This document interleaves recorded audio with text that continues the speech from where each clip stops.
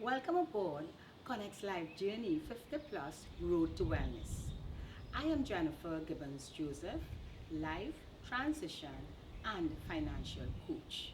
Last week on our road to wellness, we visited Be Well Medical and I had a chat with Dr. Polidor, a general practitioner.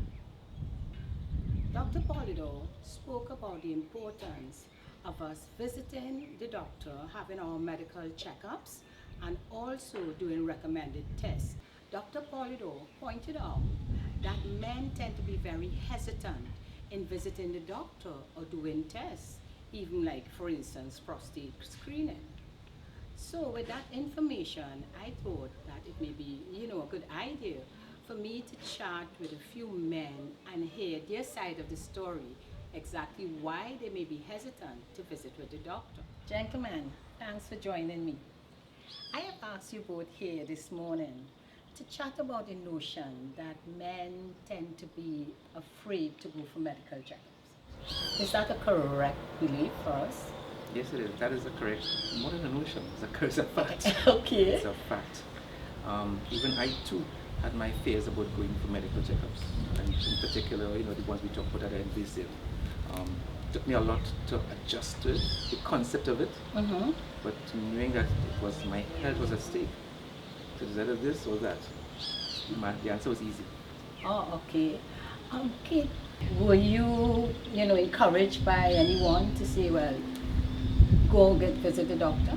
Yes, I was to a point. My wife pushed for it in fair measure, but having gone through my father's experience with illness and death, I had a lot of what you call push from behind as well to recognize that this is important and you can't overlook it and leave it alone.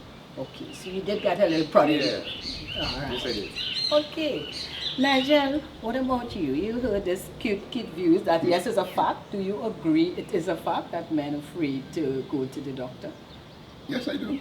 Very, very much so. Actually, I think the first time I went, I was dragged, kicking and screaming by my wife to do it. And like Keith also, I had family background and illnesses in the family, and I realized that, that it is something that has to be done at an earlier age rather than at a later age. But the concept of it, as I said, as Keith said, invasive, assuming the fetal position and having a probe and finger inserted is not a nice thing for men actually to think about. It makes you feel less of a man, and sometimes it makes you feel violated. Yeah.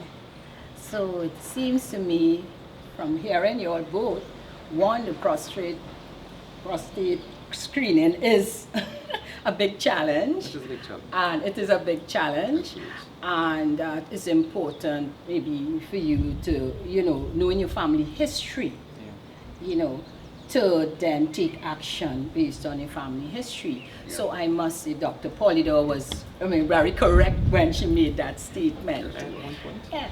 Keith, tell me, now that you're aware and you say yes, it's important for screening, what steps have you taken? Have you actually, now gone for tests and what has become of that? I've been through the whole process.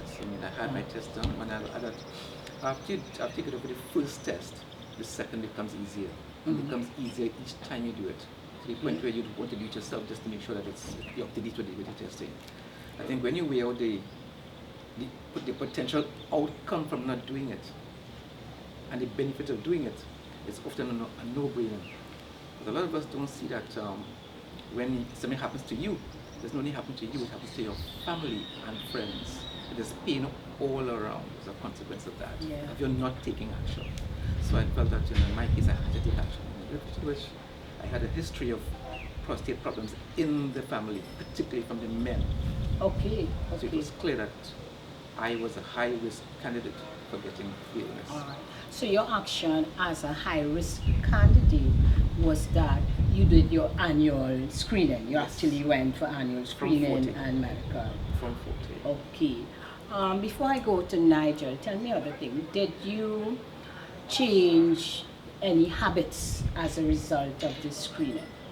Yes, I began to eat more healthily. I began to be more conscious about the way I lived my life and how I lived it, particularly what I consumed, how much I consumed when I consumed. Okay. And of course, the value of exercise in the process of all of that. All right, so you have definitely taken action. Definitely. All right. So Nigel, let me hear, now that you go, take medical, your annual checkups, or what action have you been taking?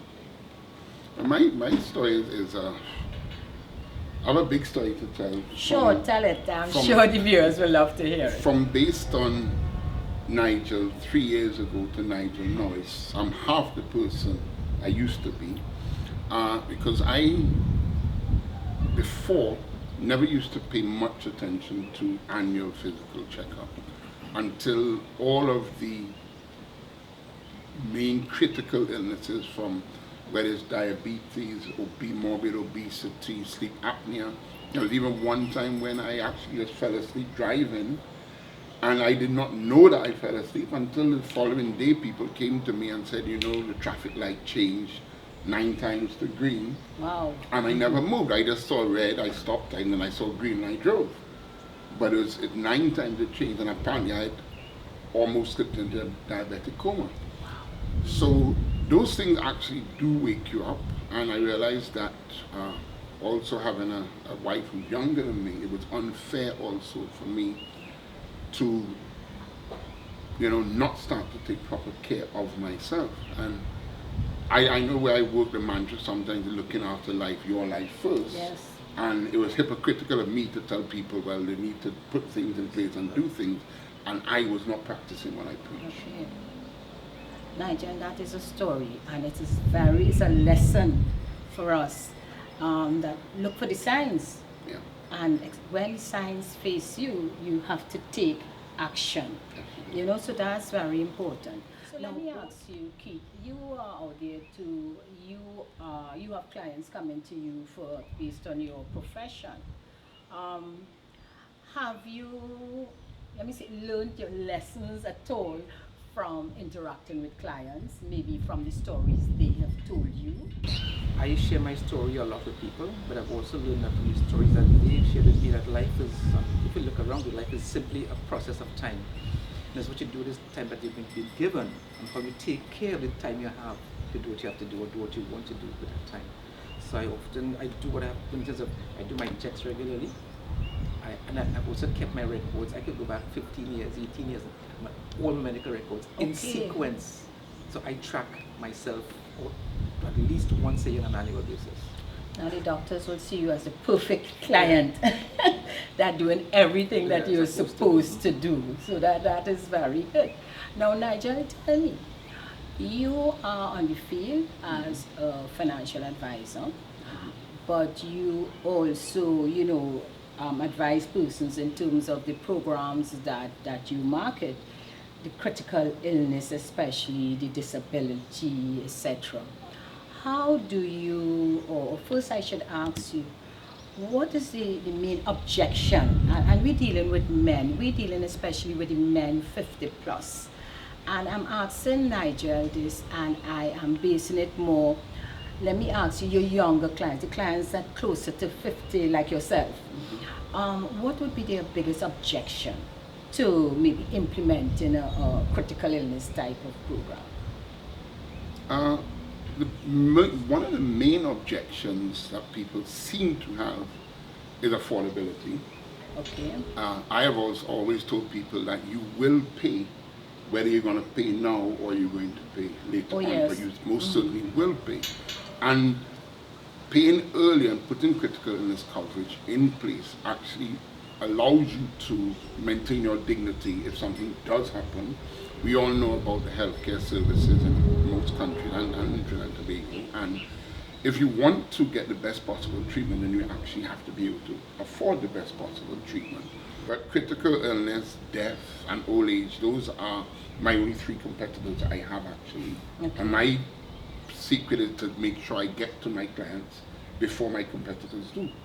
Yeah. And that's basically what happens. But a lot of people, psychologically for me, I just turned 50 a couple of years ago. I don't know, I measure things in life going up a hill and then down a hill. So when I reach 50, it means that I'm at the top of the hill, and then I'm coming down. So it is determinant on me to decide how fast my rate of descent is going to be. So I shed half of my weight, I changed my eating habits, I exercise regularly, so I practice exactly what I preach. And I'm seeing that there's longevity, getting back, you know, before you might have been 53, but they say your age actually, Yes. in real year, is about 75.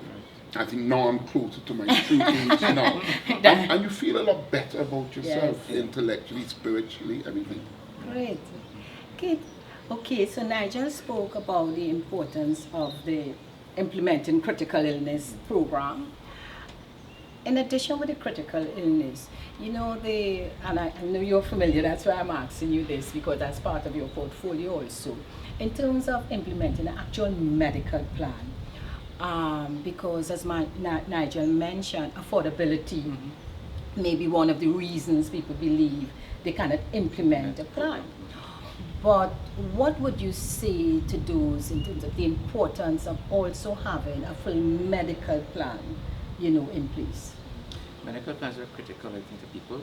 And more now employers, even the employees themselves are asking for it. Long ago it was left to the employer to put it in place for them. Now employees are asking about it. I think in my case, when I got discovered I had a critical illness, my employer had a plan in place and I used that. I also had a small program with myself, which I also used. Thank you, followers, for being on board with us on this road to wellness journey. You have heard from these two distinguished gentlemen share their personal stories, their experiences, and also give us some golden nuggets on the importance of having a medical plan, critical illness plan, having your families on board. So please tell your friends, your family members, your colleagues about CONEC's Road for Wellness. Encourage them to visit our website at CONEC-TIONS.com, go to media, and they can view this video and many other videos we have, all to ensure that you enjoy a happy, healthy, and fulfilled life.